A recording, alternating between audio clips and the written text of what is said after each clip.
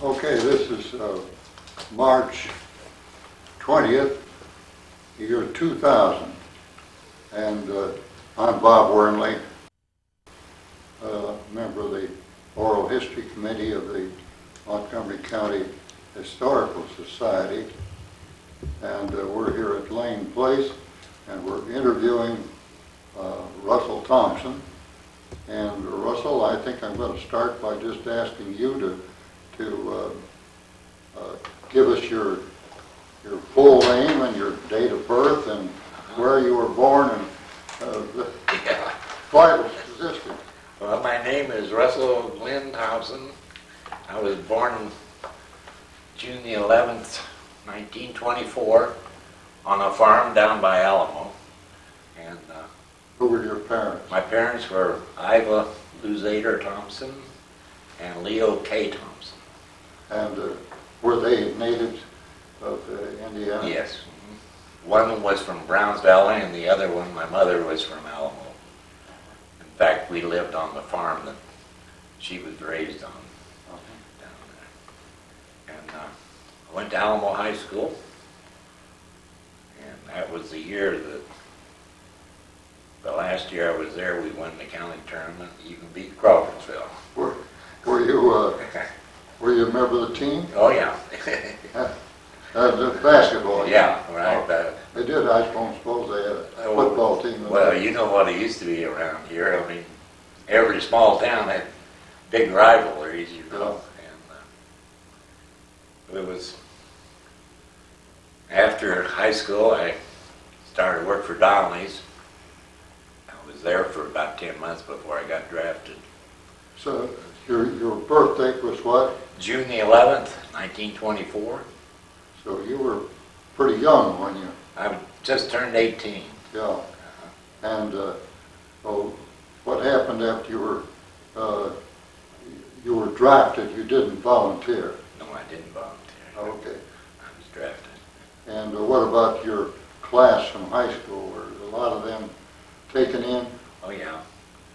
There's only 11 of us in high school. 6 girls and 5 boys. What happened? Were all the boys taken? I think so. Let's see. There was Bruce Dulce, he was in, and Don Mars, and Gene McCormick, yeah, and Presley Elliott, and myself. Did all those fellows survive the war? Yes. Do you ever hear from them again? Oh yeah, we still go to the alumni banquet down here lots. And we stopped in Houston to see Bruce one time. He moved away. He's the only one that really moved away. But they're all living around, most of them are living around here. Yeah. Okay, you were drafted. Yeah. Where'd you report? We reported over at Fort Benjamin Harrison in Indianapolis. We was only there 2 days while they outfitted us, and then we got on the Sunshine Special for Louisiana. Went down through, I'd never been away from home, only to 4-H camp. Oh. And here we are going about thousands of miles away. It seemed like it anyway. Anyway, we got down to Alexandria, Louisiana, and there were about 5 big camps around there. I was assigned to the engineer camp, which was Camp Claiborne. Yeah. We were down there just recently, and there's nothing left there. They tore everything down. And then I was home on leave, and that was when my mother died, and went back. A week later, we started for the West Coast on troop training. This happened, your mother died immediately after you'd been taken in? No, 6 months later, yeah. Okay. Well, now, you went down to Camp Claiborne. Uh-huh. You took your basic down there. Yes. All right. And how long did your basic last? 13 weeks? Well, yeah, and then we went into advanced training for, I don't know, about... What was the advanced training? Oh, it was just in specialized areas. I mean, train more. Like I was in the printing part of it, Uh-huh. and we would have extra training on that. Well, you mean they had a printing press down there at your work? Yeah, we had a little printing press. More like a mimeograph machine than Yeah. was Did anything you, else. were they published camp newspaper? Or what? No, it was just, a lot of it was making maps and stuff, Oh. different areas, Okay. so they could train them. Then from there, we went to California. You got on the troop train. Yeah, we were on troop train. What route? Do you remember what route you went? Yeah, a long one. Took us 5 days to go through Texas, Yeah. and I think we were on the train for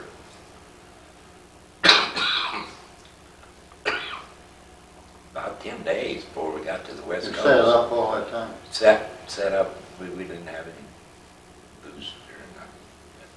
They let us off at stops, and we get out and exercise on the tracks and stuff. Did they feed you on the train or you? Yeah. Okay. And where did the train take you? Took us to Oakland, California. At that time, they had a staging area out there. I think they said it was Stockton. Oh, But I- Pittsburgh Landing? Yeah. Okay. Uh-huh. And Excuse me. I was looking at the map, and I couldn't find Stockton anymore, but that's where it was. And we were there for about 3 weeks. you got it, okay, and you probably got on a ferry boat then? Yeah, ferry boat. Went down the river? Yeah, Okay. and then boarded this. I think I got a picture in here. I'll just go on.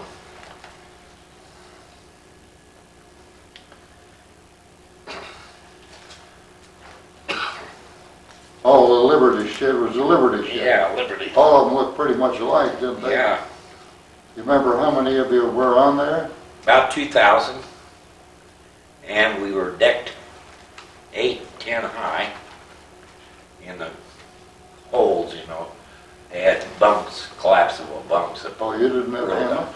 hammocks? Okay.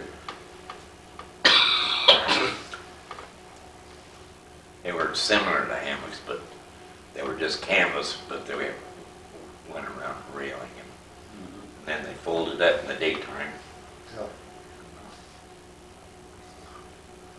except for one guy. He was seasick for 30 days on that boat. Never did leave his bunk. You remember how did you eat on that boat? I ate pretty good because after the first 2 or 3 meals, I couldn't stand it, so I volunteered to work with the crew and ate with them. Well, you were Excuse just me. a buck private. Yeah. I made corporal right after we got overseas. Uh-huh. But then we wandered all over the South Pacific, zigzagged across, and came into Townsville, Australia, which was clear up the northern part on the east coast. We were there for 3 weeks. Well, now, let's back up a little bit, Russell. You must have remembered something about your basic. You remember anything about that? Well, no, it was just kind of grueling, and You did what we all did. I was young and athletic, and it didn't seem to bother me. Uh-huh. I kind of really enjoyed it. It was something different, you know. Well, you learned how to shoot a rifle. Yeah, Probably never shot a rifle before, had you? at home, yeah, hunting rabbits. Were you? Huh. Yeah. But that's all. I never had a gun of my own. They belonged to my dad.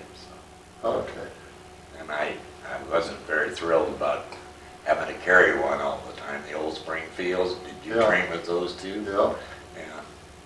They didn't have M1s till later on. Uh-huh. And That then- was an old bolt thing. That Yeah. We got, when we started overseas, we were issued carbines. They had just come out. And, Yeah. they were a lot easier to take care of, but I never had to use one. So Okay. All right, tell us more about your trip overseas and where you landed. yeah, I said we left. Were you in a convoy? No, we were a single ship, and we weren't going to do it that way, but we had to, I guess. So we had one ship that was it was about 2 or 3 days ahead of us, but we never did contact it. I understood later that it was sunk by a submarine, so and they never had any survivors off of it. So Did you ever have any scares? that one time going over, and then once in New Guinea when that plane came over. Well, but when you were on board ship, or were there were never any alerts? Oh, there's blackout all the time. We Yeah. had those, and we had drills. We didn't know whether they were the real thing or not. Uh-huh. But, Okay. And where did they put you down? Where did they land you? well, we ran out of fresh water and stopped at Bowen, Australia, just for 1 day. And Now, where is that? it's south of this Townsville, on the west coast, on the east coast. Uh-huh. On the east coast of Australia. And then we went on up to Townsville and disembarked and stayed there for 3 weeks. Now, what kind of a place is Townsville? It was just like a little western town, dirt streets, and about maybe 400 or 500 people. It was a cattle town. Uh-huh. Not much to it. What kind of a reception did you get from the Australian? Oh, they was glad to see us. Uh-huh. More so than I was glad to see them. Okay. I never had much use for the Australians or the English, either one. They sit back and let us do their work for them. Well, now, but did you get to know any Australians when you were there? Not very well, Uh-huh. no. What did you set up a tent camp or what? Yeah, we built our own camp. Just tents. Tents. Tents, yeah. Okay. And then later on we had the natives roof ours with thatch roofing. Kind of helped the heat a little bit because it was so hot. We were almost right on the equator. And then you were pretty far north then, Australia. No, this was after we got to New Guinea. Yeah. Oh. Okay. Yeah. But there in Australia, what? Yeah, we were on the northeast coast, almost up to the tip before you jump off the islands over there. Okay. And what but you were in the tent camp there. Yeah. All right. Okay. And how long did you stay there in Australia? Just 3 weeks. And then we moved on when another boat came for us. Did another flotilla come in to pick you up or what? Yeah. Another, I think this one, well, it was another Liberty. It wasn't the same one we came over on, but it was a Liberty ship. And we disembarked. They just let us out in LSDs in New Guinea on December the 7th, 1943. We disembarked at midnight. On the anniversary. Yeah. December the 7th is a lot of anniversaries for me. And did you, well now you're on LSTs, but you didn't moved from Australia to, Oh, no. The boat came into the harbor into Oral Bay. okay, And just out in the, they didn't have any docks or anything there. yeah, So they had LSDs that came out. We climbed down ladders and got into the thing and then waded in when we got to the shore. you waded into all of the Yeah. LSD. All right, and then you moved up into New Guinea. That's where we were, yeah. What was the name of this place?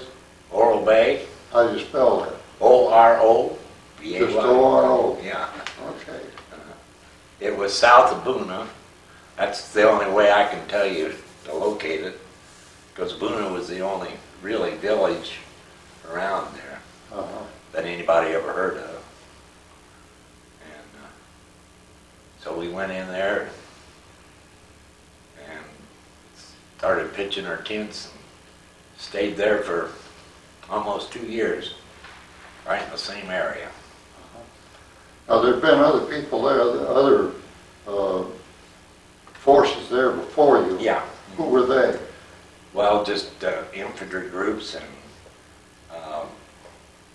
reconstruction outfits, that would come in and repair things. That's what we were in charge of. The fighting been going on down Yeah, there. they'd gone on up into the mountains and on up the coast. Of course, it was a lot of island hopping all the way up, They go into one spot and then they'd go back and go on the farther north until they got clear around to, Hollinsburg, what was that, Hollinsburg up at the top, and Biak Island. And then from there they went on into Leyte in the Philippines. And eventually we got... But you were following them. Yeah. Okay. After a time. We didn't move for almost 2 years out of the area that we're in. Well, that must have been, was that very exciting just sitting there No. for 2 years? No, we had enough to do, but Well, what'd you do? we rebuilt roads and bridges and warehouses and things like that. Well, what was that going to be used for? I don't know. Store stuff that they'd send over there, like snow plows and things. You mean they had snow plows? Actually, we got snow plows in New Guinea. They just run them off into the swamp rather than send them back. Well, they obviously were not, they were sent down there to go farther north. I don't know. Obviously. But they did have snow plows. Yeah. I think it was just mismanagement. And, okay, well, tell us more about your life down there. For 2 years sitting at one place. Yeah. Well, it was, I don't know. We didn't have anything exciting to do. We did build what they called the Lattimore Bowl. It was around a hillside and took coconut logs and made seats, and made an auditorium down there. We did have some USO troops come in, like I saw Jack Benny and Judith Anderson and a bunch of USO people that came in. But we just made our own entertainment. Well, now, when you built this bowl, was that to entertain yourselves? Yeah, or to entice the USO people to Come come and entertain us, Okay. And we had movies, same ones over and over again. We'd trade them with different outfits and get a new one once in a while, but I bet I saw the first one about 10 times before we got rid of it. What was the name of that? I don't remember. Yeah, you've got some pictures there. Why don't you show us some of those pictures? Okay.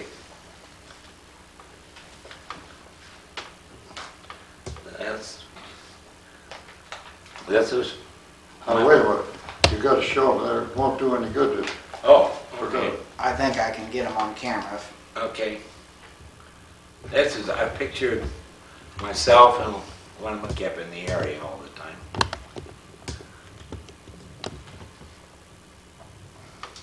What was the little native boy from New Guinea doing? Did he speak English? We taught him English, yeah. Did you? We even taught him to type. We used the typewriter. Smart. He was only about, 13, 14 years old. But they'd come in and help us take care of things, build things for us. Well, let's go ahead there. What about some of the buildings you're living in? This is all of our tent area. Well, But let's show that to the camera. we were right on a swamp, or on a little bayou that came in, and when the tide came in of an evening, it come up within a few inches of the floor. So we built all of our tents up on stilts and put wood floors in them. And then what we called our boardwalk, which went down to the showers. We had 6 tents in a row and a shower room down at the end. So Now, speaking of showers, what about the job of keeping clean when you're in the service? well, we had it pretty well made because we had gasoline barrels that we cleaned real good and boiled our clothes in those over an open fire, and then hung them out to dry. And we also had a generator near our area, and we would sometimes get hooks and hook it in the fan part of it so it would blow them out and they looked like they'd just been pressed. You mean you use the generator to dry your clothes? The air from it, yeah, Uh-huh. when it was running. Okay. But we kept clean. I would think your boardwalk would float away if your tide came up like that. Well, it held up all right. Did you have any problems with water? Drinking water, Yeah. we had what they call lister bags, Yeah. and they put chemicals in it. Uh-huh. Of course, we had malaria all the time. Somebody had malaria. Did you ever get it? Yeah, I had a touch of it, but not serious. And what about deaths? Did you have any deaths from sickness? No. No, all 22 of us came back all right. We got split up. That's when I went to Manila, and some of them went to, one of the guys went to Singapore, and we were just scattered all over every place. Now, you speak of we got split up. What outfit would this have been? This has been this communication zone outfit. It's 1007. There were 2 groups of us, 1006 and 1007. And we went different areas. So What would some of the people in this communications group be doing? You were working in printing. we had 2, 3 surveyors, and they would survey the areas that we were in. And we had several architects, draftsmen, I guess you'd call them. Okay. And they would design and lay out pole barn type buildings and stuff like that for warehouses. Of course, you didn't have to have any sides. It was just a roof most of the time because there was so much heat that you couldn't keep it combined in enclosed areas. In fact, everything that we built was open. Okay, you want to leaf through there if you got any more pictures that... Yeah, this one here is this boy was from Libertyville, Illinois. He designed this chapel. It was a all-purpose chapel. I mean, everybody was welcome to use it. We had Probably used it for movies too. not in this one. This was strictly church, I think. Uh-huh. And they had all denomination services. Did any of the men use it, really go to church? Oh yeah, Did they? I went all the time. Uh-huh. It Never- was just a Protestant denomination. No, they had Catholic and they had Jewish. Uh-huh. They had all of them. We all used the same building. Uh-huh. Separate services? Yeah. Okay. All right.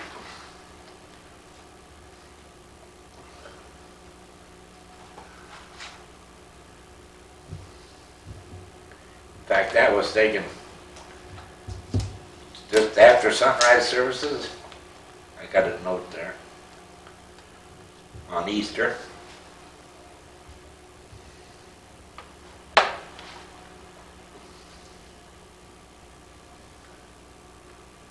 Do you remember any of your officers? Yeah, two of them. Two of the 9. I had Colonel Wade and Colonel Newmark. He was from New York. And Captain Erickson. Erickson and Newmark both worked on the Empire State Building as engineers Uh-huh. and helped build it. Excuse me. They were older men though. Yeah. At the time. Yeah. So that anybody in your officers that you particularly admired, you got to like? Well, You know, not really. in the service, you get so you hate some guys and Yeah. you like others. You didn't hate, you just wasn't associated with them. You just didn't want to have anything to do with Right. them. Steer Yeah. clear of them. And I expect there was. Oh, we had a good group though. I mean, there's nothing wrong with it. It was just that we didn't fraternize, you know. Uh-huh. They stayed in their area and we stayed in ours. You mean the officers? Yeah. Yeah.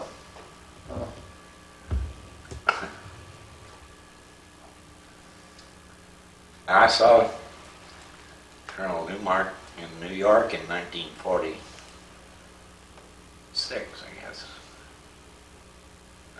I was out east just on vacation and I went in to see him. He lived in 40 Central Park South, on the south side of Central Park, about 18 stories up. Oh, He was all right. how did you happen to go to see him? I just decided I wanted to see him, and Yeah. I called him up and asked him if it would be convenient to stop and see him, and he was thrilled to death, I think. Was he? Yeah. Was he an architect at that time, or what was He was he was architect and engineer. Is he still living? No. None of our officers are living. Of course, they were quite a lot older than we were.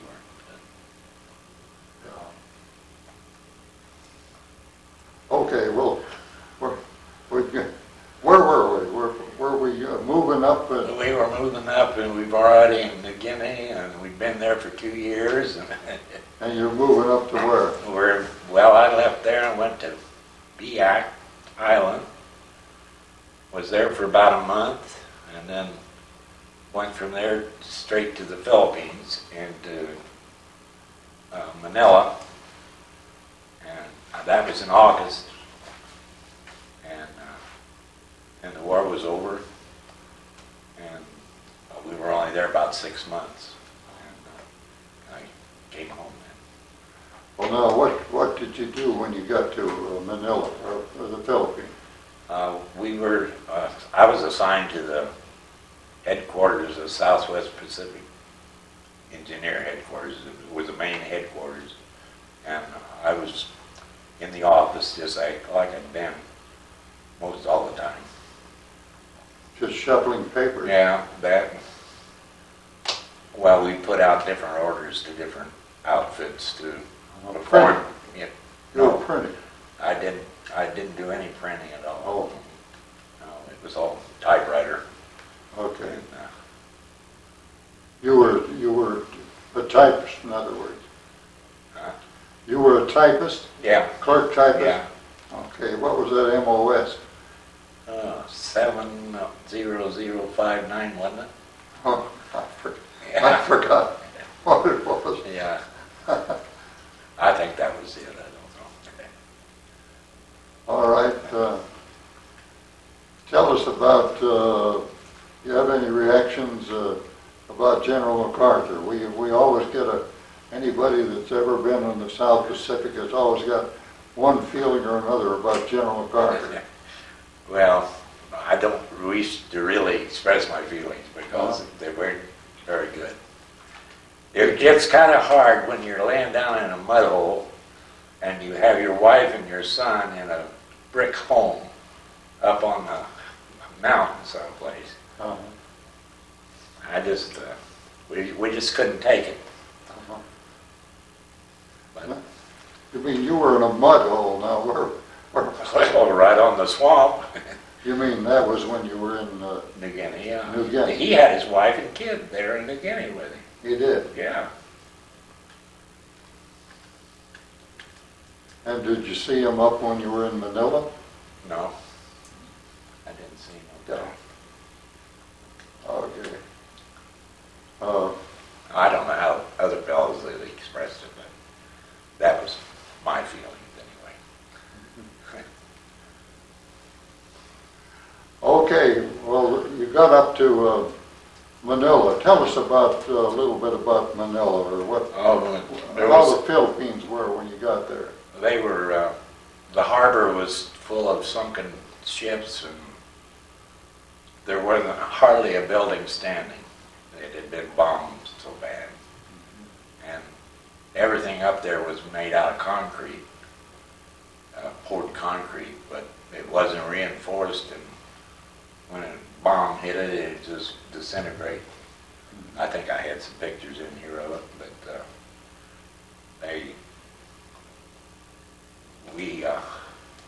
when I first got there, I was assigned to the headquarters downtown, which was, my tent was right outside of the Belgrade prison where they kept all the prisoner, or the Japanese kept all of our prisoner of war there. But they had been released by that. Did you see the camp where Yeah. what was that like? Well, they just had buildings, shacks to live in. There wasn't much to it. I mean, it just had a wall around it, and I don't know.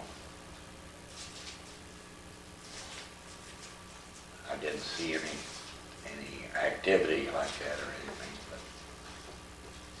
But You had some pictures there of some bombed out buildings. Can Yeah. you find those? yeah.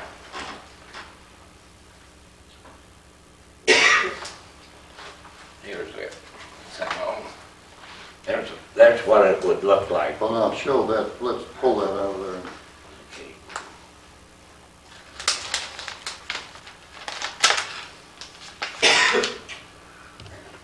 There's one of the buildings that was destroyed. There wasn't anything really standing.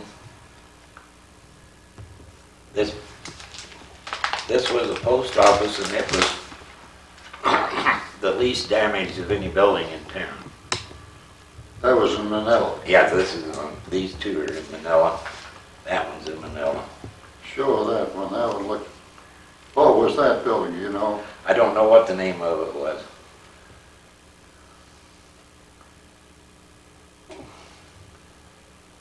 Well, you can't get it. I can get it in a minute, maybe. There you go. Stuff gets sticky.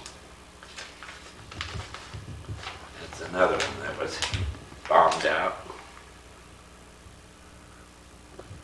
And here's people in the Philippines, and they had a little fruit stands out. You could buy stuff off of them. It's the first hamburger I'd had in 3 years, made out of buffalo. Philippine buffalo? Yeah. Well, really, what do you call them, water oxen? Uh-huh. But they grind them up. It did taste like beef, though.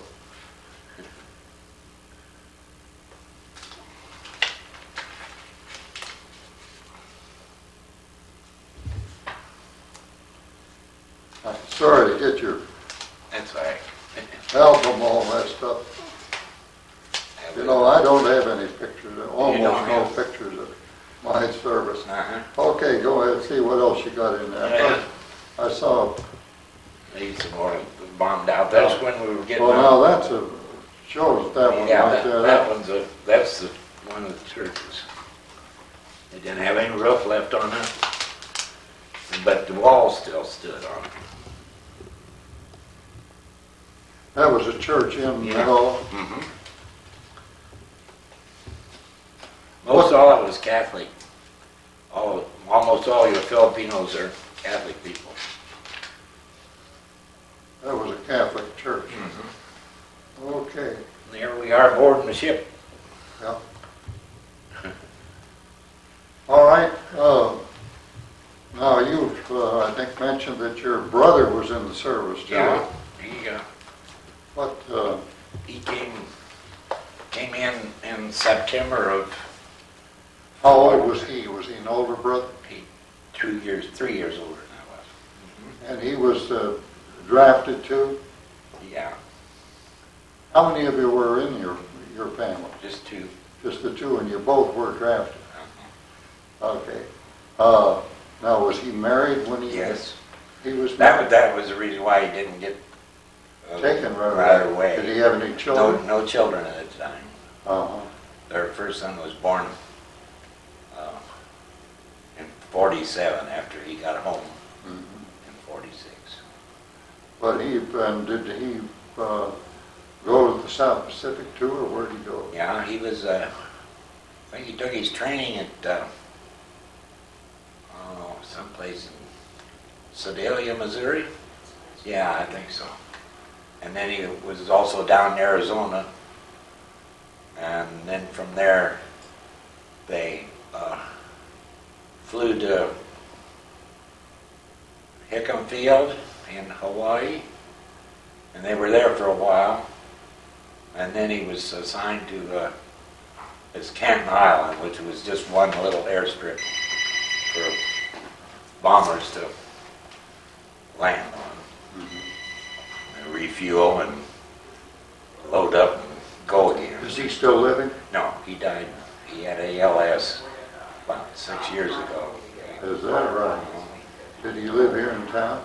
They lived here for several years, and then he worked for Donnelly's too. And he was over in Willard, Ohio, in Warsaw. No, he wasn't in Warsaw. He went to someplace in Illinois. Well, that's... Dwight, Illinois, yeah.